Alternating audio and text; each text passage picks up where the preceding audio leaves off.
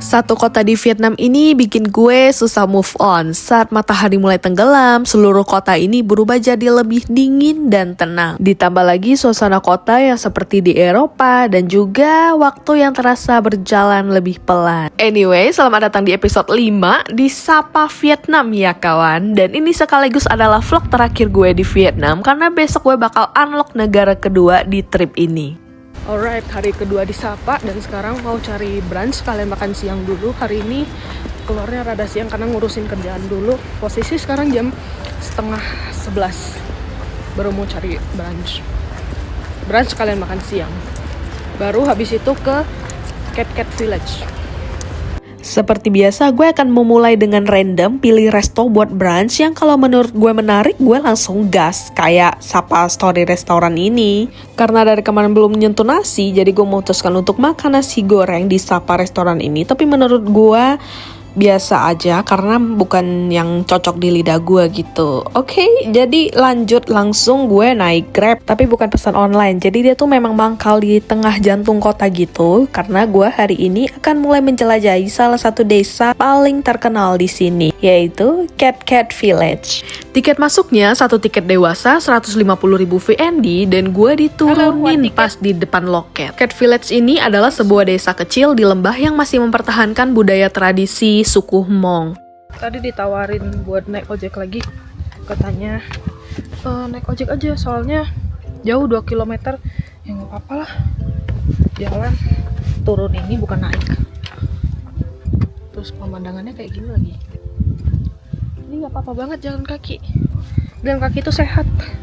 Terus kalau trekking menuju village-nya, ini juga banyak jualan macam-macam merchandise dan juga makanan ringan, jadi sepanjang jalan gak bakal bosen, karena lu bisa sambil lihat-lihat pernak-pernik, beli jajanan, misalnya nih pisang, enak sih, tapi manis. Anyway, gue udah lama banget gak bikin konten setelah hampir 4 bulan off, jadi ngedit vlog ini tuh lagi ke bawah suasana juga nih, sekaligus nostalgia, rasa-rasa yang masih melekat, dan mungkin rasa ingin dateng lagi gitu. Yang gue suka tuh di sini bukan cuma spot fotonya, tapi suara airnya itu kayak nggak berhenti dari tadi. Gue juga nggak tahu, ya koreksi misalnya gue salah, tapi ini pendapat gue. Kalau misalkan Cat Village ini tuh seperti wisata yang di Lembang Bandung itu loh, cuma ya memang lebih versi dingin aja gitu.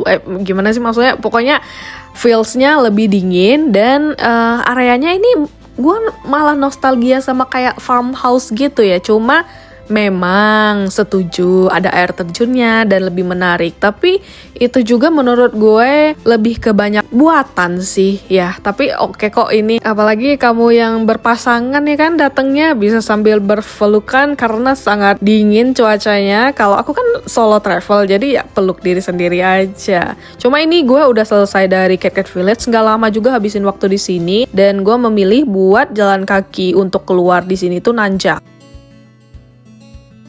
Hello from Sapa. Sapa salah satu kota yang ada di Vietnam dan dulunya itu tempat persinggahan atau tempat peristirahatan orang-orang Prancis yang mau ke China atau ke Lao Cai. Jadi mereka bakalan mampir dulu ke Sapa ini. Sekarang di bulan Januari kota ini disuguhkan dengan cuaca yang sangat dingin.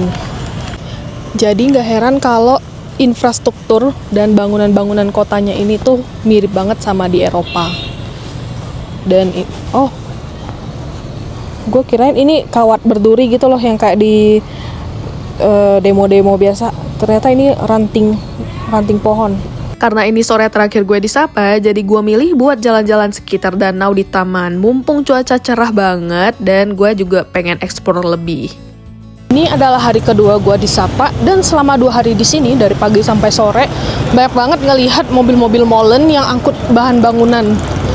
Berarti itu artinya Sapa itu lagi bangun infrastruktur buat menarik para wisatawan yang datang kemari. Wow. Dan ini salah satunya. Tadi aku sempat nanya, katanya untuk bangun hotel. Dari hari pertama gue di Vietnam, gue belum coba minum egg coffee. Penasaran rasanya tuh kayak gimana? Karena sekali seumur hidup nyoba egg coffee dari negara asalnya, why not ya kan kawan? First try, rasanya unik dan creamy. Tapi untuk sekali coba aja cukup, karena gue bukan penikmat kopi. Apalagi mengingat kopi Vietnam itu sangat strong, jadi gue memilih untuk menyicipinya saja, bukan menghabiskannya. Nah, makan malam gue ini pho lagi, karena persis di sebelah cafe tempat gue nongkrong tadi, pho pada umumnya sih, tapi gue surprise sekali sama rasanya yang gurih tapi sehat. Pokoknya mantep lah.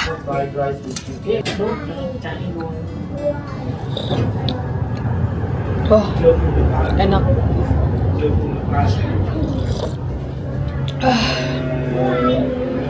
Catat ya, namanya Beo Sapa Restaurant. Mantep.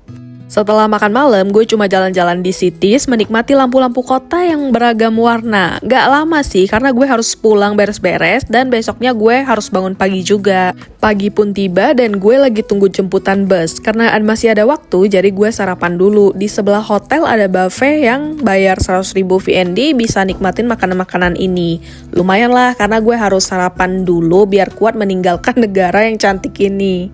After sarapan gue langsung balik ke hotel dan tunggu bus jemput. Gak lama busnya datang dan di momen ini gue lumayan sedih karena di waktu yang singkat ini gue bisa menikmati kota-kota di Vietnam yang sangat cantik. Beruntung banget sih. Apalagi ini adalah negara solo trip pertamaku dan sangat berkesan dan melekat banget di hati. Gue naik bus dari Sapa menuju Noi Bai International Airport yang ada di Hanoi. Perjalanannya kurang lebih menempuh waktu 4-5 jam dan ini penampakan sleeper busnya karena ini sleeper bus yang sama gue pesen di saat gue dari Hanoi OTW ke Sapa. Bye and thank you Vietnam, salah satu negara yang punya budaya yang kental dan orang-orangnya yang hangat. Semoga gue ada rezeki dan bisa balik lagi untuk explore kota-kota yang lain di sini ya. Karena di cuti gue yang singkat ini 3 hari untuk jalan di Hanoi dan Sapa itu nggak cukup, so I will back again. Gue mau lanjut jalan-jalan dulu ya ke negara tetangganya, dan ini juga nggak kalah cakep. Ada yang bisa tebak gue di mana?